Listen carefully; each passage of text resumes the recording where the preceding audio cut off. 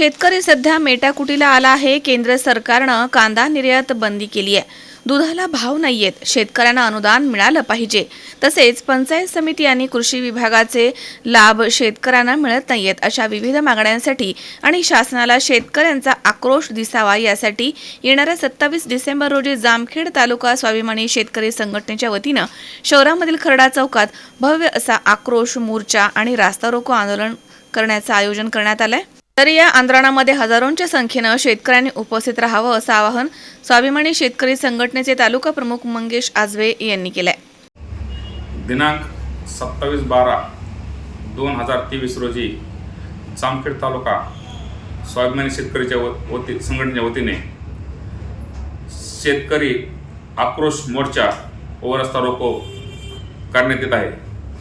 प्रामुख्याने पाहता पहिला मुद्दा म्हणजे आज जे शेतकऱ्यांचा कांदा निर्यात बंदी केली केंद्र शासनाने, खरा उठाव त्यासाठी जेणेकरून आत्ताच कांदा चांगला भाव गेला आणि कांदा निर्यात बंद केली।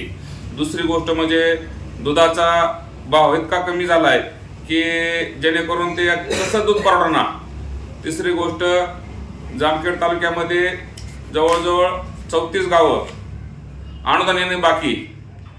परत जामखेड शहराच्या हद्दीमध्ये 7 वाड्या आहेत। ते 7 वाड्या जवळजवळ जशी नगर परिषद झाली त्या दिवसापासून आतापर्यंत त्यांना जे शेतकऱ्यांना लागणारे लाभ, कृषीचे असतील, पंचायत समिती असतील, फळबाग असतील, हे सर्व लाभ त्यांना मिळत नाहीत। परत दुसऱ्या अनुदान म्हणजे जे 50,000 रुपये अनुदान देतो म्हणले ते शासनाने सुद्धा अनुदान दिले नाहीत। परत जे तालुक्यामध्ये वन्यजीव प्राणी सध्या वन विभागाच्या डुकरांचा भरपूर त्रास आहे, ह्यातून सुद्धा शेतकरी पारमेटिकला आले। ह्या सर्व बाबीचा विचार करून आतापर्यंत शेतकरी संघटना वारंवार शेतकऱ्यांसाठी बाजूने लढत बी आहे, पण सर्व विचार करता करता हा मेळावा, हा रस्ता रोको घेत आहे। तरी सर्व माझे शेतकरी बांधवांना विनंती आहे की आपल्या हक्कासाठी आपण त्या रस्ता रोको आणि शेतकरी आक्रोश मेळावा आलं पाहिजे, जेणेकरून आपण आज सगळ्यांनी सहभाग घेतल्यानंतर शासनाला मागणी करण्यासाठी आपला आक्रोश दिसला पाहिजे। आणि शेतकरी आज खऱ्या अर्थाने आत्महत्या करण्याच्या मनस्थितीमध्ये भरपूर आहे, कारण जेणेकरून तो शेतकरी धान्य पिकवतो त्या टायमाला बाजारात भाव कमी होतो, ह्यासाठी सुद्धा लक्षवेधी आमचा रस्ता रोको राहणार आहे। तरी माझ्या सर्व शेतकरी बांधवांना विनंती, आपण सगळ्यांनी सहभाग घेतला तरच शेतकरी आक्रोश मेळावा मोठा होईल, अन्यथा तुम्ही जर सहभाग नाही घेतला तर त्याची धग शासनापर्यंत पोहोचणार नाही। त्यामुळे भरपूर संख्येने शेतकरी बांधव उपस्थित राहावा हीच विनंती। नारायण कोंडीबा शिंदे, गाव राजुरी।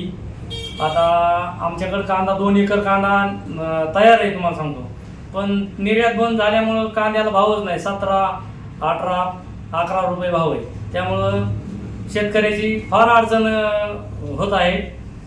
आणि 2019 आणि 2020 मध्ये विमा भेटायचा होता, तो विमा सुद्धा भेटलेला नाही आम्हाला।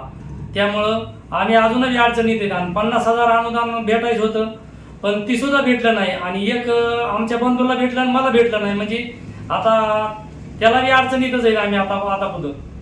आणि ज्वारी पिकली तरी त्याला भाव नाही। सोयाबीन 4700 रुपये भाव आता फार 4500 आणला। 5400 होता त्या टायमाला सुरुवातीला, आता फार 4200 आणला। मग शेतकऱ्यांनी काय करायचं, फाशी घ्यायची वेळ आली शेतकऱ्यांना अडचणीत येऊन।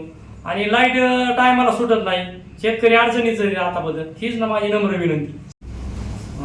मंगेश कन्स्ट्रक्शनच्या वतीने 27 तारखेला मोर्चा आहे, आणि त्यांनी सगळ्यांनी शेतकऱ्यांनी जमाट्यांनी भरभराट सगळ्यांनी यावा आणि 27 तारखेला मोर्चा जामखेडा, तीच नम्र विनंती आहे।